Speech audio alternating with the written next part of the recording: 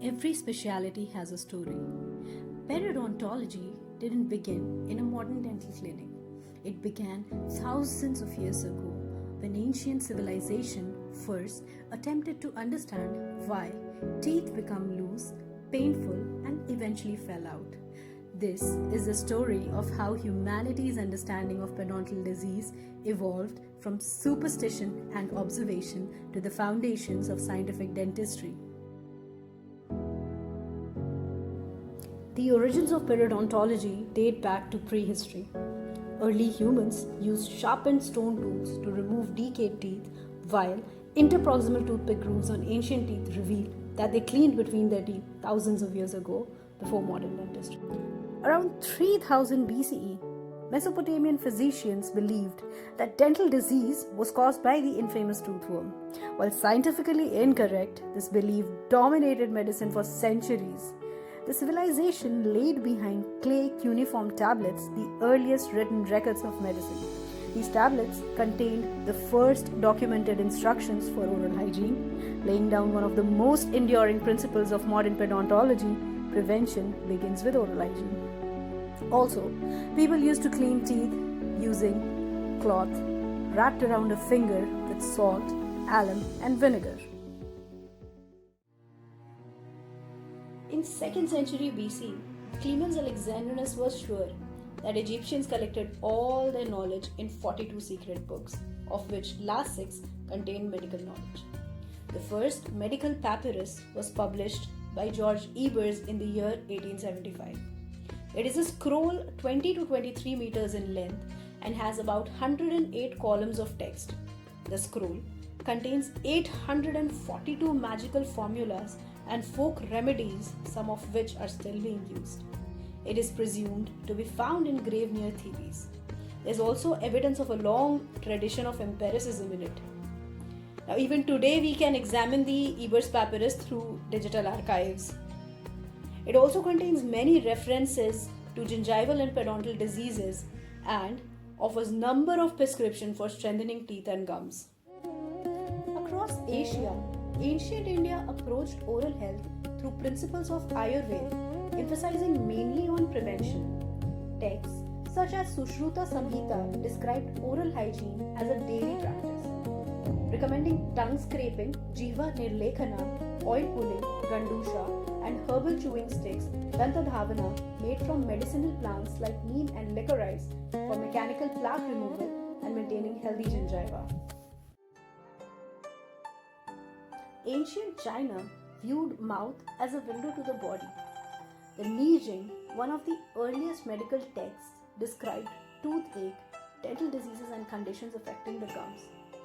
Chinese physicians emphasized diagnosis through careful clinical observation, including examination of tongue and oral cavity. The treatment entirely focused on herbal medicines and prevention rather than surgical intervention.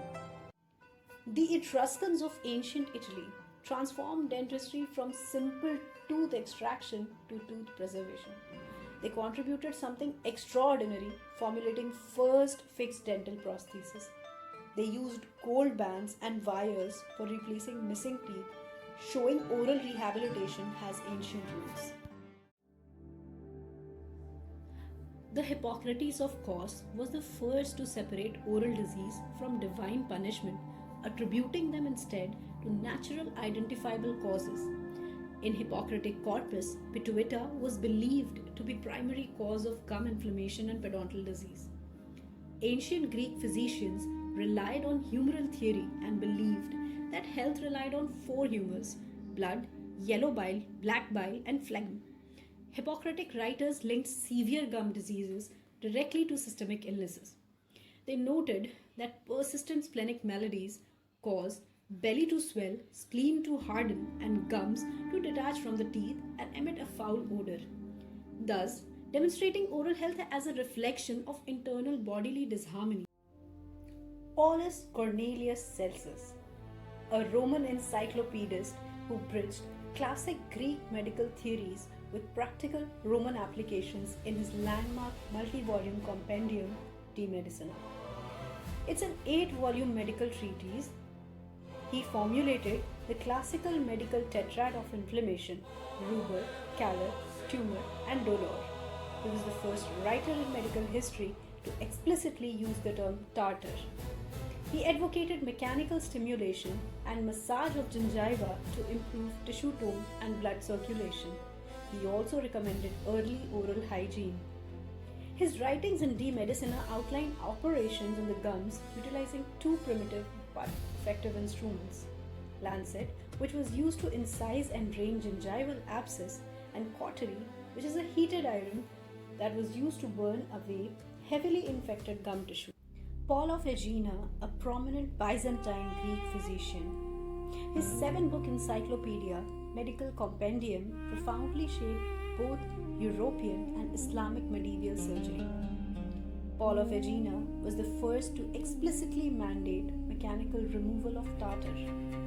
He used two primary methods to accomplish this: surgical scrapers and small dental files. He advocated preventive oral hygiene and also stated that teeth should be carefully cleaned after last meal of the day. Following the decline of Roman Empire and rise of Islamic Golden Age, Abu al-Qasim al-Zahrawi, better known as Albucasis, revolutionized medieval dentistry through his 30-volume encyclopedia Al-Tasrif, The Method of Medicine. Recognizing dental calculus as the primary cause of gum disease, he provided one of the earliest step-by-step description of scaling and root debridement. To perform these procedures effectively, he designed more than 14 specialized dental scrapers or mesharif, scalers and chisels for different tooth surfaces as part of a remarkable collection of over 200 surgical instruments, many of which are regarded as predecessors of today's pedontal scalers and Gracie curates. His illustrated atlas also described figure-of-8 ligation using fine gold or silver wire to stabilize mobile teeth, a concept remarkably similar to modern continuous interdental splinting, and introduced protective tubes to shield the tongue, lips, and cheek during treatments such as cauterization. Avicenna, Ibn Sina, often hailed as the Prince of Physicians, his monumental 5-volume encyclopedia, The Canon of Medicine, Al-Qanun fi al-Tibb, synthesized classical Greek, Roman, Islamic, and Indian medical knowledge. In the book 3 of Canon of Medicine, localized pathology detailing oral and dental diseases including gingival bleeding, pedontal recession, tooth mobility, and oral infection are mentioned. Favored conservative medicinal therapy over dental surgery, introducing more than 80 natural remedies from his Materia Medica Book 2. Avicenna advocated fiercely for retaining teeth as a last resort, viewing tooth extraction as a clinical failure.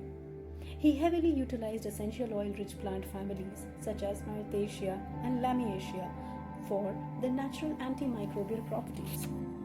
Many plant species outlined in Avicenna's dental chapters are actively studied for their analgesic, antibacterial, and anti-inflammatory benefit against modern periodontal pathogens like Porphyromonas gingivalis. The story so far was built on observation. The next chapter would be driven by science, where histology, microscopy, and pathology forever changed our understanding of periodontal disease. And that's where our journey continues in part 2.